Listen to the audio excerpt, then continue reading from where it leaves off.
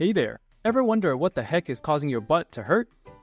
Today, we're touching on a super common cause of hip pain called Greater Trochanteric Pain Syndrome. What it is, what causes it, and how we treat it. Here we go. Greater Trochanteric Pain Syndrome used to be called trochanteric bursitis, and bursa are these small jelly-like sacs that are located throughout the body, including around your shoulder, elbow, hip, and knee. They contain a small amount of fluid and are positioned between the bones and the soft tissues, acting as a cushion to help reduce friction. But we realize a lot of the times, the trochanteric bursa isn't the answer for the pain. So now we use the term Greater Trochanteric Pain Syndrome as an umbrella term that can encompass all the problems in your hip, thigh, and butt, including the gluteal tendons, IT bands, and the bursas. How does someone with Greater Trochanteric Pain Syndrome present? Well, meet Jen. She's a 30 years old, avid runner who has been having pain on the side of her hip for the past 2 weeks. It gets worse when she sleeps on that side, runs and climbs stairs for a long time. Question for you, what does she have? Obviously, Greater Trochanteric Pain Syndrome. The video title gave it away.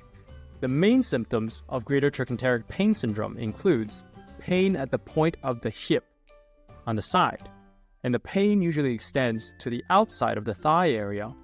In the early stages, the pain is usually described as sharp and intense. Later on, the pain becomes more of an ache and spreads across a larger area of the hip. Typically, the pain is worse at night when you lie on that affected hip and when you're getting up from a chair after being seated for a while. It might also get worse with prolonged walking, stairs climbing, or squatting. Who gets Greater Trochanteric Pain Syndrome? Often those with repetitive stress injury or overuse injury. This can occur when you run a lot, climb a lot of stairs, bike, or standing for long periods of time. The opposite is true as well. If you're very sedentary, your lifestyle involves you sitting on the couch most days, that can also increase your risks. Having a very weak hip abductors, abduction, is a risk as well because increased force in the opposite direction, adduction, will increase compression over that area of the greater trochanter, causing pain.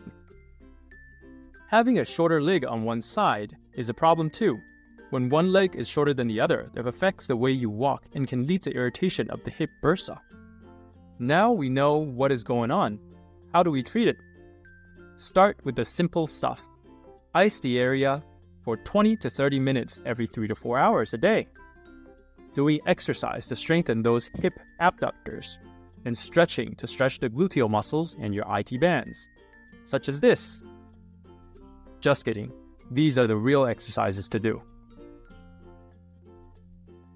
Medications such as NSAIDs, so ibuprofens, naproxen, celecoxib, and others might relieve pain in the short term, but you have to be careful because they can irritate your stomach or increase your blood pressure.